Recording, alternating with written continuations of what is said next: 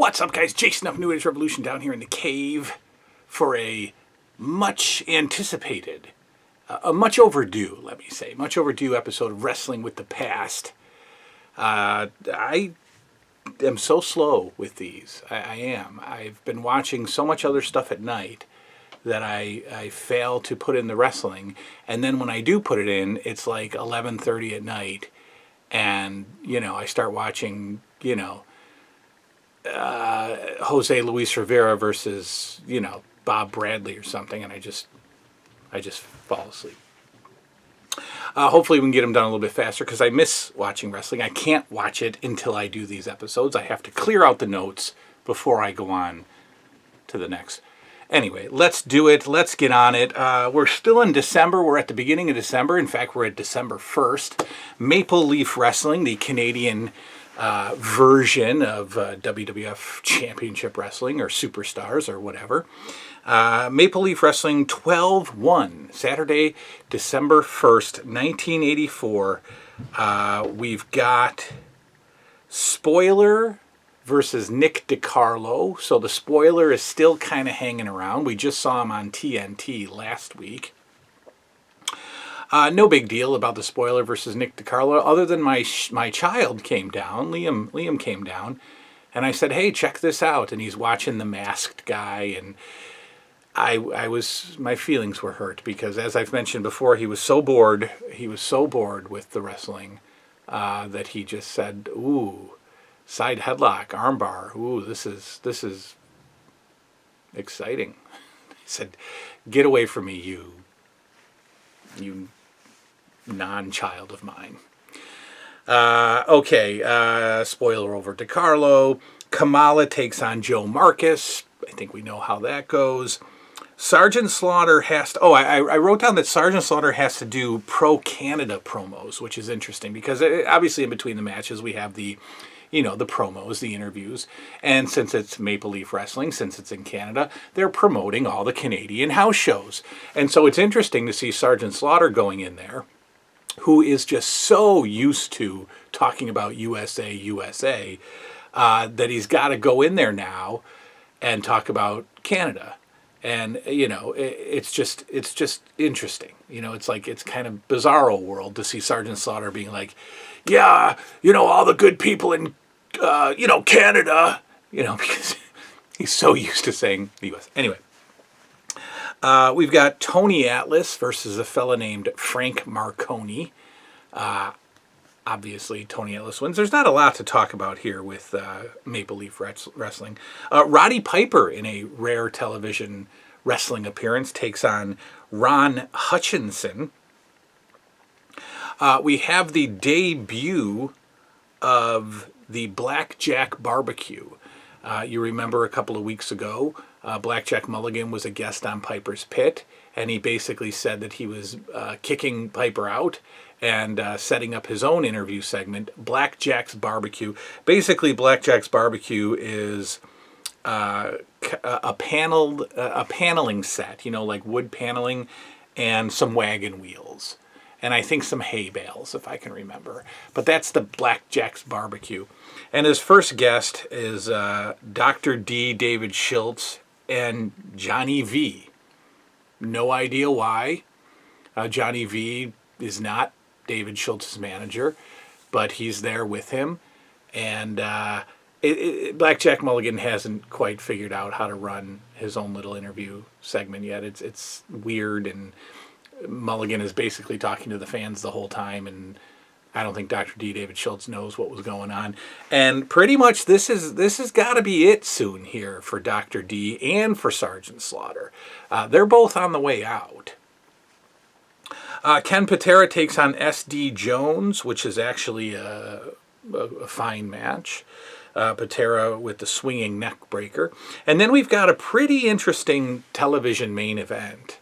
We've got the Moondogs taking on Jimmy Snuka and Tonga Kid. Again, Maple Leaf Wrestling. We've got Roddy Piper wrestling on the card, and we've got Jimmy Snuka teaming with the Tonga Kid to go against the Moondogs. The Moondogs actually dominate this match. It's fun to see. I love the Moondogs.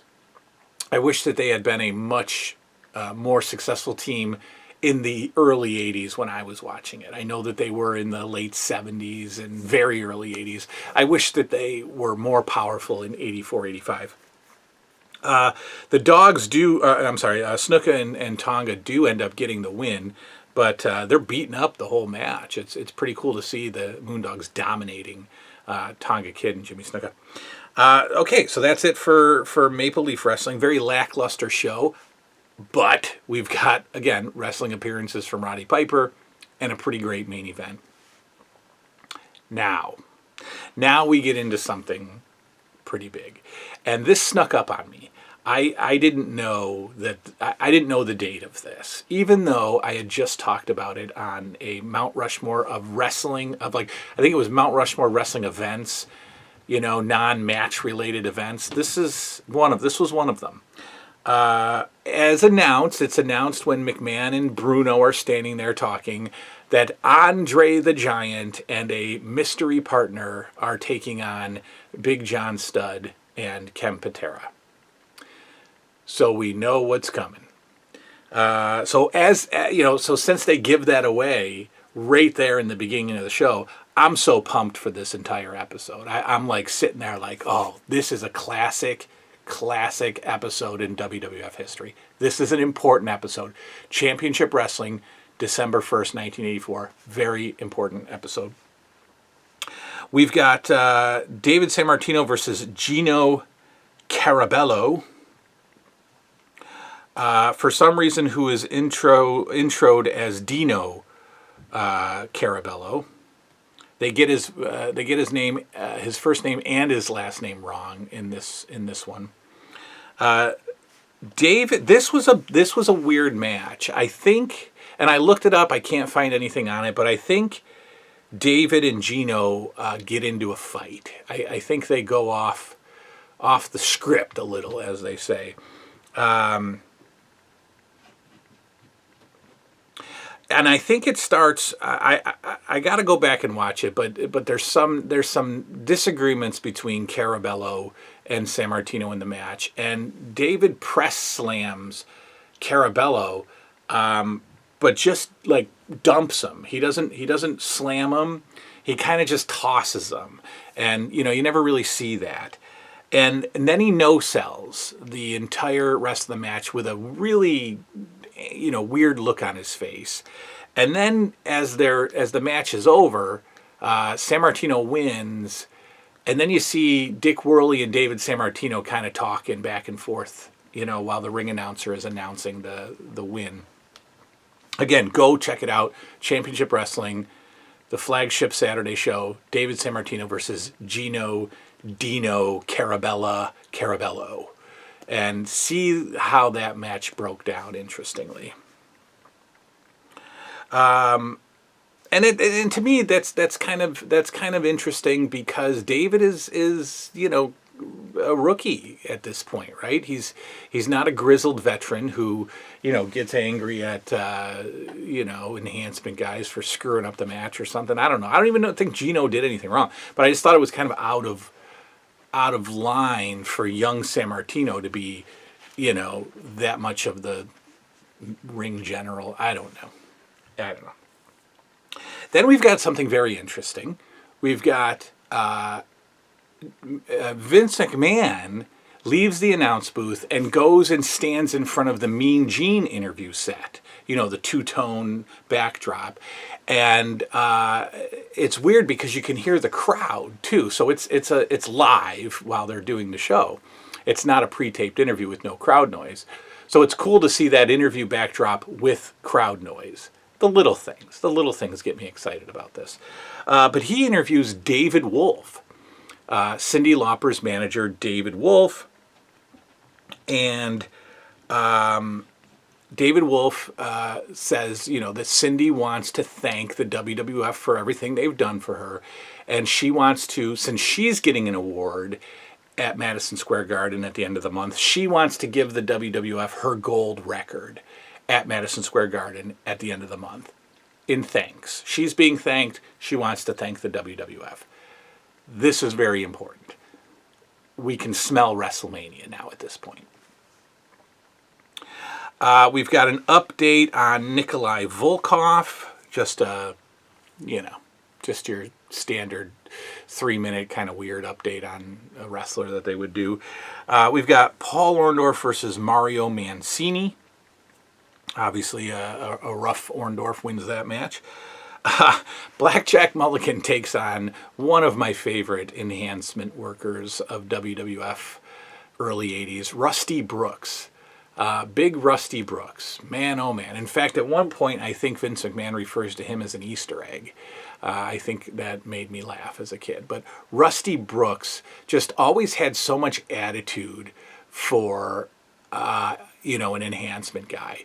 Like so much, I'm going to kick your butt attitude. I love it. I love Rusty Brooks.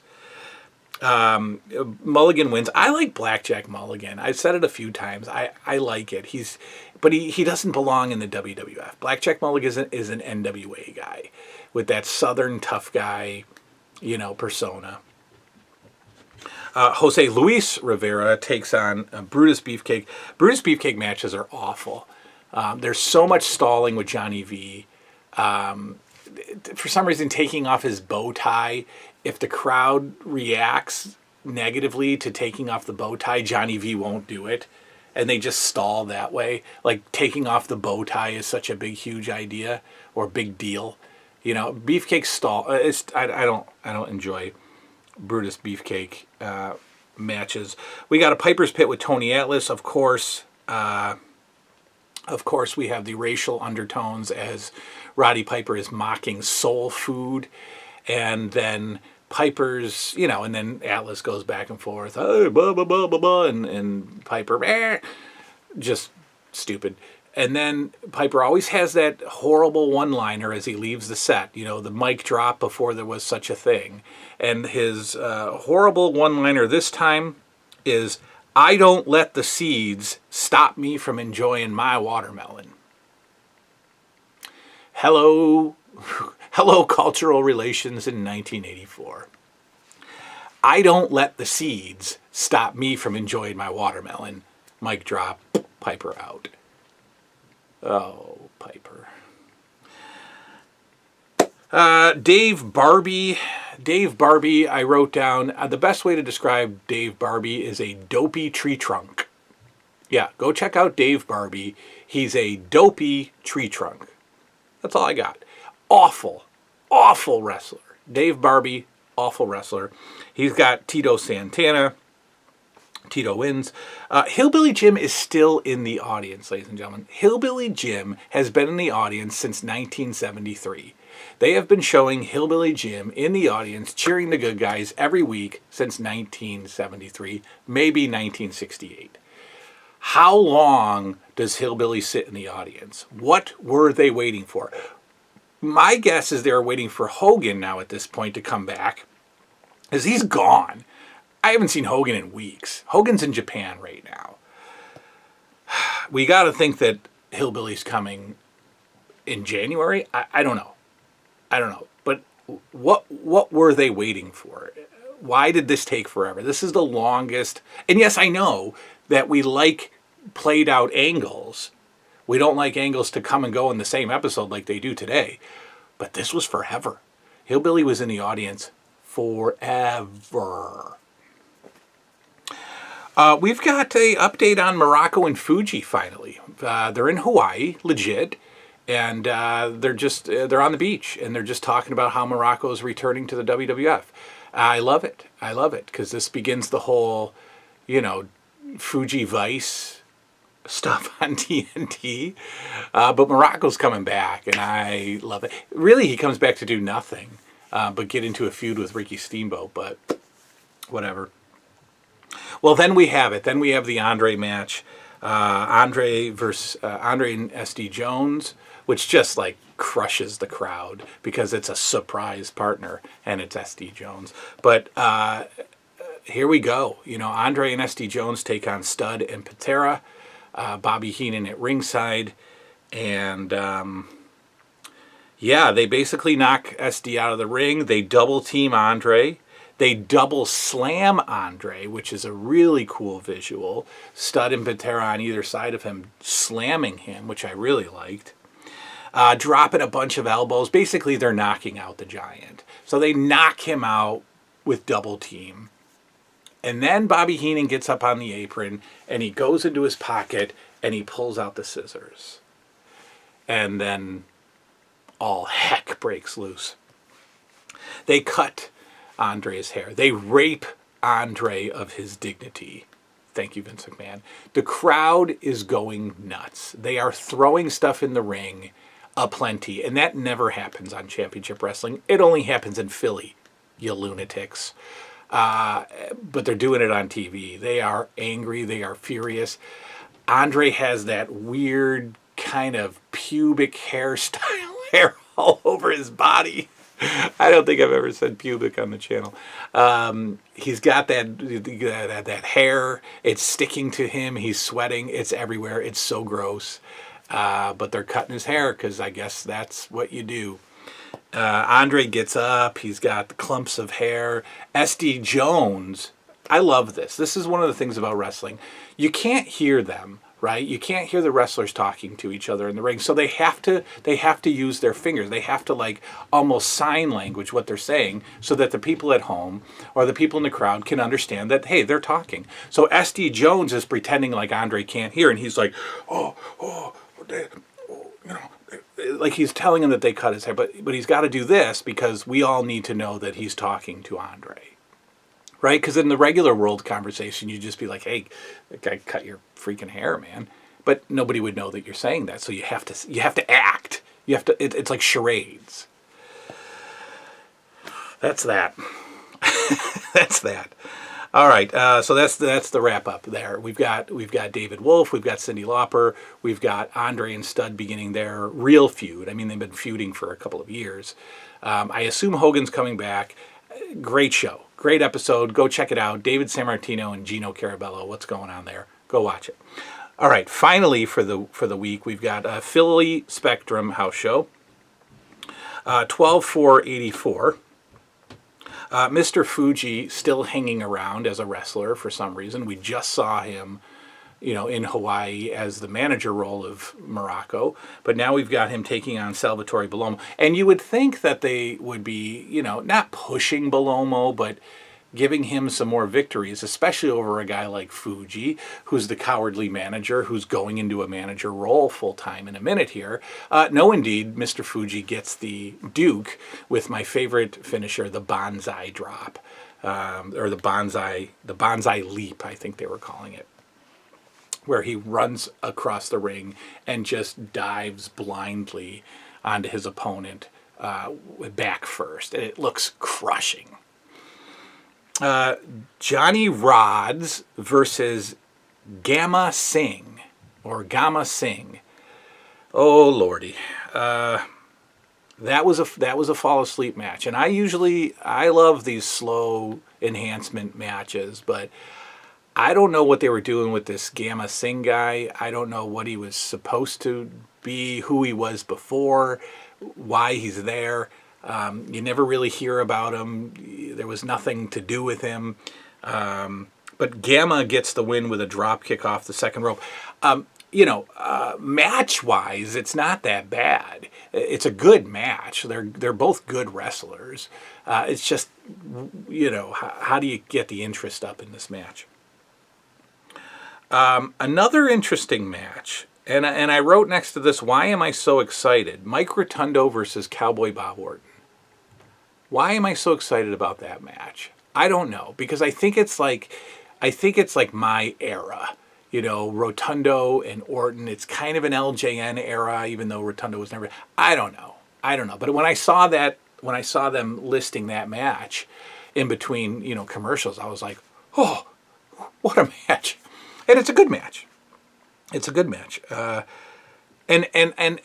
how did I know that just by watching these guys lock up that it was going to be a 20-minute draw?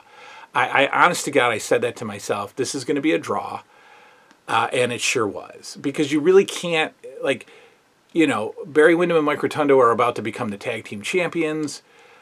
Cowboy Bob Orton has this huge role with Roddy Piper as a bodyguard. Nobody can lose. You can't really lose that match. So they go to a draw, a 20-minute draw that I loved the whole time. And a draw always ends. A draw always ends. These guys have the timing just short. Because a match always ends in draw when a guy is about to get the 3 count. 1, 2, oh, bell ring, time up. How coincidental that this happens that way. Sure enough, I think it was the airplane spin. I think Rotundo had him in the airplane spin and the time limit went. I don't know. Great match. Dave Barbie versus the Iron Sheik. Unbelievable. Unbelievably bad. Dave Barbie, again, dopey tree trunk. Dave Barbie is just so bad. And I love wrestlers. I love them. And I don't mean he's so bad as a human. He's probably a nice guy. He probably donates to charity and stuff. But my goodness, you would think that somebody would throw some training into this guy. It's bad. It's so bad. I kind of wanted Iron Sheik to smack him. You know, I wanted Iron Sheik to rough him up a little bit because he's just so botchy. David Sammartino is announced as injured. He was supposed to take on the Iron Sheik. And no, so they replaced him with Dave Barbie. But they still introduce David Sammartino into the ring. And he's in a suit. And he shakes Dave Barbie's hands, of course. And he tries to shake the Iron Sheik, of course. But the Iron Sheik doesn't want to do it. So they get into it a little bit. And then Iron Sheik takes it out on Dave Barbie and just attacks him. And Dave Barbie doesn't even know how to fall. You know, it doesn't even give me a convincing fall. Dave Barbie is, I'm talking about, Dave Barbie throws the worst punches I've ever seen in my life. He follows through with every one of his punches, you know, and like, instead of snapping the punches, he follows through with all of them, and they look awful because they're hitting the Iron Sheik here. And instead of stopping here, he's pushing through. They're so bad. Dave Barbie. All right, JYD. Oh, wait, hang on. We jumped way ahead here. Jose Luis Rivera takes on Patera. You know, whatever. We've got Tonga versus Piper. So here we go, Tonga versus Piper. Now, Madison Square Garden gave this match a heck of a reaction. A heck of a reaction. Crowd going nuts. Philly, not so much. In fact, Philly, and I don't know what the history on this is, but Philly is booing Jimmy Snuka a little bit. They are very pro-Piper in Philly. Snuka is the corner man. No real pop in this one. No real pop. Of course, Snuka and Piper get into it. Orton gets involved. We've got a brouhaha, which eventually I think sets up some Texas Tornado matches between the four, which is pretty cool. But it was interesting that Philly was just not into this match. We've got Wendy Richter finally coming out of hiding. She takes on Judy Martin. Yes, Wendy Richter still exists. And for some reason, Mel Phillips still announces her as Cowgirl Wendy Richter, which is so bizarre because that was her gimmick before she was rock and roll Cyndi Lauper Wendy Richter. In fact, she dressed like a cowgirl. She's not dressing like a cowgirl now, but yet Mel Phillips still introduces her as Cowgirl Wendy Richter, both in the beginning of the match and after she wins the match. Very strange. Then we've got JYD versus Brutus Beefcake, and I just said, wow, what an LJN match. What an LJN match. Did I not have that match probably 4 million times as a kid? JYD versus Brutus Beefcake. Again, lots of stalling from the beefer. And then so we've got the racial undertones of the 80s, but now we also have the, you know, homosexual kind of weird undertones because as Brutus Beefcake is undressing, JYD, I guess this is the universal symbol for gay, JYD kind of flaunts around the ring and teases Brutus Beefcake for whatever reason. So you got JYD doing this thing because he's taking off his bow tie. I think it's hilarious because it's 1984. Sergeant Slaughter takes on Nikolai Volkov in what pretty much is the main event of the card. Again, no Hogan. Again, like I said, it's got to be winding down for Sergeant Slaughter. Sergeant Slaughter versus Volkov matches are nowhere near as good as Sheik versus Slaughter. Not great. I don't like Nikolai Volkov as a in-ring performer. I think he's odd. He's got really odd mannerisms and weird sells and weird falls. I don't know. I've talked about that before. Sergeant Slaughter wins. Oh, no, sorry. It's a double countout. Double countout indeed as they brawl through Philly. The card ends with Barry Windham versus Buddy Rose. That's weird. Buddy Rose very, very much the aggressor in this match. Very much the aggressor. And then a quick small package win for Barry. To close out Philadelphia Spectrum 12-4-84. But you can smell it. It's brewing, ladies and gentlemen. WrestleMania is coming. 1985 is coming. We're going to get through the rest of the year. This is so fun. I get to watch a new episode tonight because I just talked to you people. That's all for now. Good night now.